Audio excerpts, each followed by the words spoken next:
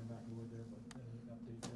No, he got some stitches. He was up moving around, so he's good. I don't expect there'll be much going on. He'll have a gash over his eye. Hopefully no, other... Concussion. Yeah, that's what you're hoping, right? You think your head goes into the boards like that.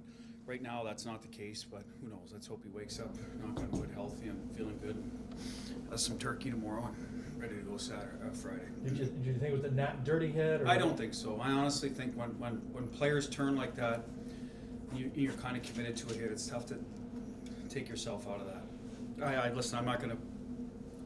I don't know what the exact rule is for the call. I know if it was our player hitting a guy like that, I'd say, oh boy, he was in a tough spot. He's just trying to finish his check. And so... but at the end of the day, I know they're trying to get those hits out. But I'm not... I can't fault Gergenson's, I don't think there was any malicious intent, personally. More the start, you give up that goal on the transition there on the good save one end, and then, but after that, it was more the start you were looking for, yes?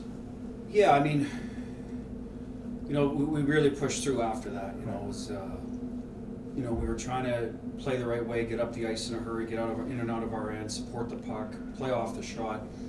So that's actually what happened on that. We did a good job getting out of our end. Our D got caught a little bit.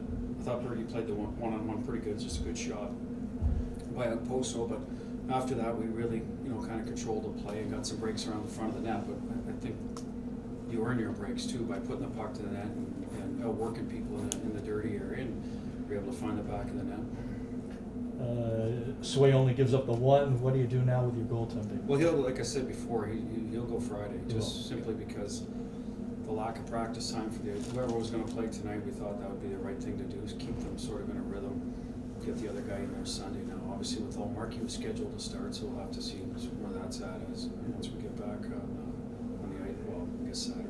Any chance that Allmark would need some rest here? You bring some of that from Providence? I hope not. I mean, it didn't seem like a big thing. He was able to back up. We weren't going to bring a guy in last minute anyway, so unless he was really stuck. But so I don't think it's anything major. Hopefully, day off the ice tomorrow. Good to go on his next start.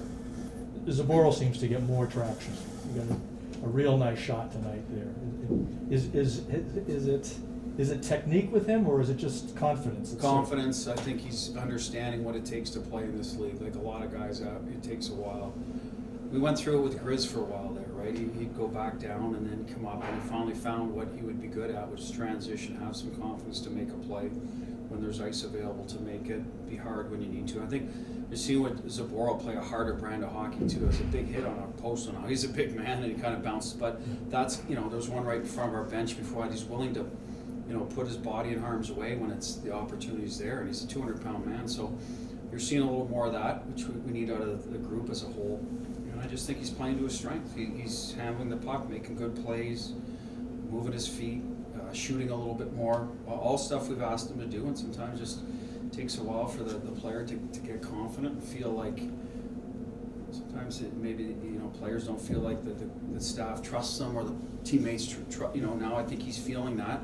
To me, it's always usually your play dictates that. I don't know a coach in the world doesn't like a guy that's playing well, right? So but we got to get him in that spot, and for whatever reason it's happening now more than it has, and hopefully he's able to stay consistent. That's the next challenge that Cliffy's had. He's had pockets of good hockey as well, and then kind of dips a little bit. So we've got to make sure he stays in the moment and understand what he's doing and doing well, and try to get that out of him every night. I know some people often call that simplify, but to me, especially on the defenseman, it seems to be narrowing the definition of what they can do. Focus on the 2 or 3 strengths that they have. Yeah, we've kind of backed it up a little with our D-core. I mean, they're all in their 20s, so they've all played a little bit, but trying to give them an easier playbook, I guess, so to speak, and kind of remind them of what we're looking for in the breakouts and then the puck support. Now again, it's early in the year, so I expect we'll get better at it no matter what. But for our D-core, it's below the goal line, not getting ourselves in trouble, joining the rush at the right time, and not put yourself in a bad spot, get caught. All those things, but still play to your strength, because there's some offense in that group. Like the Zaborals and the Rileys, they came up as offensive guys when they were drafted, and Charlie and Grizz can do that. So we want to make sure we don't stifle that, but still manage the game in front of them. The last one for me is Coyle. He makes a really nice shot there. I'm not sure I've seen him shoot it like that. Is what we're seeing from him the surgery, getting fully healthy? I think Charlie's played pretty well, to be honest with you. A little bit under the radar, but his numbers are good. He's shooting the puck. He helps on the kill. His second power play now, pretty consistently. He scored a couple goals. A Montreal goal. He got one lucky one, but he also scored another one similar to tonight, where he gets it up top over the glove in tight as a righty.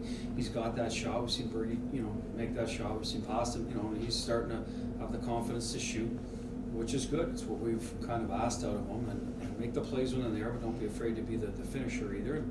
Even on the shorty there, he looked like he beat the goalie, blocker side, and it was just a little off net. But so he's attacking more to that, taking it to the net. I think that would be the next part of your comment, I guess, or point, is that he's attacking more. Before he might have deferred there and turned up and looked for someone else, and now he's taking some ownership of the goal scoring part. So I like Charlie's game, and I bet he'd tell you his knee is better. It should be. He's had surgery on it, fixed. So that probably helps him mentally, that he knows physically he's in a good spot. Now it's just playing the game. Foligno, a couple assists, the fight. Is that the exact kind of game you That's his game tonight, right? He's banging early on, forecheck, gets behind them, knows what his role is, and Nick's missed some time, so he's got to get his pace up, his game pace, just how to play and have a good shift of like how he plays the game in terms of managing the puck, getting to the net, being physical. I don't know how the fight started. Probably just him being ornery and on a guy and going to the front of the net against the right D all night and finishing him. So that's what we need out of him. Just probably more of that lunch bucket type of effort. And tonight was good. He got rewarded. Good. Thanks, Coach.